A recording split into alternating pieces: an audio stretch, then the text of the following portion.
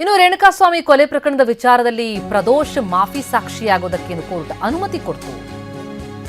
ಈಗ ಪ್ರದೋಷ್ ರೇಣುಕಾಸ್ವಾಮಿಯ ಕೊಲೆಯ ಸತ್ಯ ಬಿಚ್ಚಿಡ್ತಾರ. ಪ್ರದೋಷ್ ಮಾಫಿ ಸಾಕ್ಷಿಯಿಂದಾಗಿ ದಾಸರಿಗೆ ಢವಢವ. ಕೋರ್ಟ್ ಆದೇಶ ಪ್ರಶ್ನಿಸಿ ದರ್ಶನ್ ಮೇಲ್ಮನವಿ ಸಾಧ್ಯತೆ.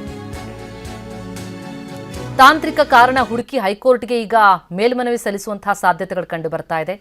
ಆದೇಶ ಕ್ರಮಬದ್ಧವಾಗಿಲ್ಲ ಎನ್ನುವ ಕಾರಣ ನೀಡೋ ಸಾಧ್ಯತೆ ಇದೆ. ಮೇಲ್ಮನವಿ ಸಲ್ಲಿಸದಿದ್ರೆ ಸಾಕ್ಷಿಯಾಗಿ ಪ್ರದೋಷ್ನ ವಿಚಾರಣೆ ಕೂಡ ಶುರುವಾಗುತ್ತೆ. ಪ್ರಾಸಿಕ್ಯೂಷನ್ ಪ್ರದೋಷ್ ಸಾಕ್ಷ್ಯ ವಿಚಾರಣೆಗೆ ಮುಂದಾಗಬಹುದಾಗುತ್ತೆ.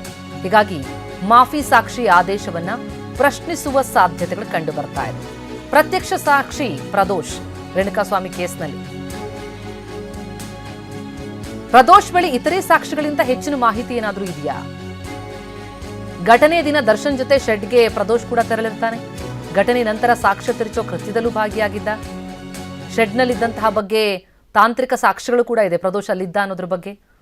ಹೀಗಾಗಿ ಪ್ರದೋಷ್ ನುಡಿಯುವಂತಹ ಸಾಕ್ಷ್ಯದಿಂದ ದರ್ಶನ್ಗೆ ಸಂಕಷ್ಟ.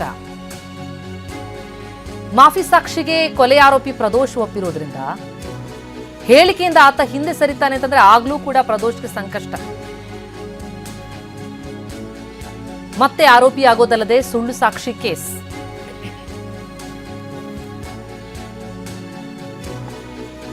ಹೀಗಾಗಿ ಪ್ರದೋಷ್ ತಾನೇ ಮಾಫಿ ಸಾಕ್ಷಿಯಾಗ್ತೀನಿ ಅಂತ ಮುಂದೆ ಬಂದು ಈಗ ಅದಕ್ಕೆ ಒಪ್ಪಿಗೆ ಸಿಕ್ಕ ಬೆನ್ನಲ್ಲೇ ಸತ್ಯವನ್ನೇ ಹೇಳಬೇಕಾದಂತಹ ಅನಿವಾರ್ಯತೆ ಪ್ರದೋಷ್ಗಿದೆ. ಕೋರ್ಟ್ ಆದೇಶ ಪ್ರಶ್ನಿಸಿ ಹೀಗಾಗಿ ದರ್ಶನ್ ಮೇಲ್ಮನವಿ ಸಲ್ಲಿಸುವಂತಹ ಸಾಧ್ಯತೆ ಇದೆ. ತಾಂತ್ರಿಕ ಕಾರಣ ಹುಡುಕಿ ಹೈಕೋರ್ಟ್ಗೆ ಮೇಲ್ಮನವಿ ಸಲ್ಲಿಸುವ ಸಾಧ್ಯತೆಗಳು ಕಂಡು ಬರ್ತಾ ಇದೆ.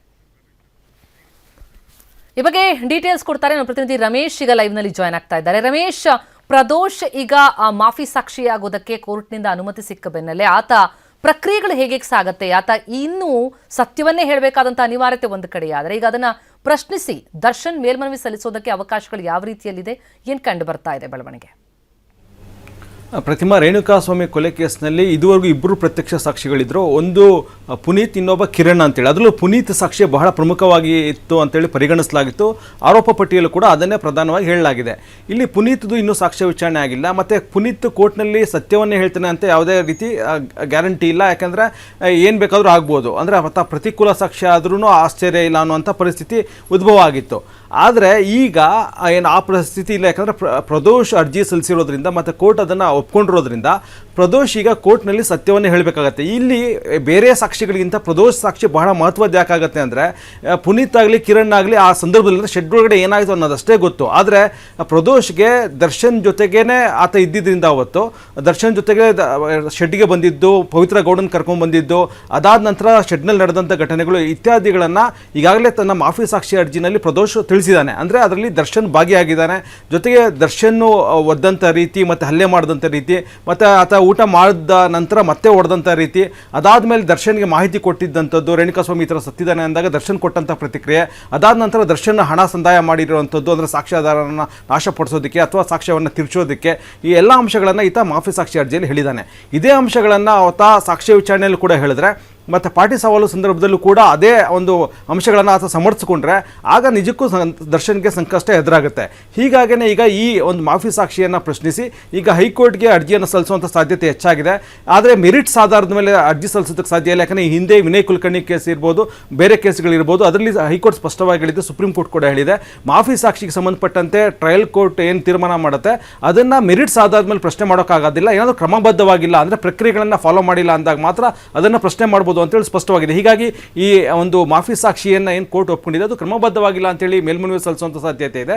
ಹೀಗಾಗಿ ಒಂದು ವೇಳೆ ಹೈಕೋರ್ಟಲ್ಲಿ ಏನಾದರೂ ರಿಲೀಫ್ ಸಿಕ್ಕಿದ್ರೆ ಮಾತ್ರ ದರ್ಶನ್ಗೆ ಒಂದು ರೀತಿ ನಿಟ್ಟುಸಿರು ಬಿಡ್ಬೋದು. ಇಲ್ಲ ಅಂದರೆ ಈ ಮಾಫಿ ಸಾಕ್ಷಿ ಏನಾದರೂ ಬಂದು ಕೋರ್ಟ್ಗೆ ಹೇಳಿ ಅದು ಪಾರ್ಟಿ ಸವಾಲಲ್ಲೂ ಕೂಡ ಅದು ವಿತ್ಸ್ಟ್ಯಾಂಡ್ ಆದರೆ ಆಗ ದರ್ಶನ್ಗೆ ಬಹಳ ದೊಡ್ಡ ಸಂಕಷ್ಟ ಎದುರಾಗುತ್ತೆ. ಮತ್ತು ಪ್ರದೋಷ್ಗೂ ಕೂಡ ಈ ಗೈನ ಹೇಳಿಕೆಯನ್ನು ಕೊಟ್ಟಿದ್ದಾನೆ, ಅರ್ಜಿಯನ್ನು ಸಲ್ಲಿಸಿದ್ದಾನೆ, ಅದರಿಂದ ಹಿಂದೆ ಸರಿಯೋದಂಥ ಅವಕಾಶ ಇಲ್ಲ. ಒಂದು ವೇಳೆ ಆತ ಹಿಂದೆ ಸರಿದ್ರೆ ಆಗ ಆತ ಮತ್ತೆ ಆರೋಪಿ ಆಗ್ತಾನೆ. ಜೊತೆಗೆ ಸುಳ್ಳು ಸಾಕ್ಷಿ ಕೇಸ್ ಕೂಡ ಎಕ್ಸ್ಟ್ರಾ ಕೇಸ್ ಬೀಳುತ್ತೆ. ಹೀಗಾಗಿ ಈಗ ಪ್ರದೋಷ್ಗೂ ಕೂಡ ಈಗ ಸಂಕಷ್ಟ ಇದೆ, ದರ್ಶನ್ಗೂ ಕೂಡ ಸಂಕಷ್ಟ ಇದೆ.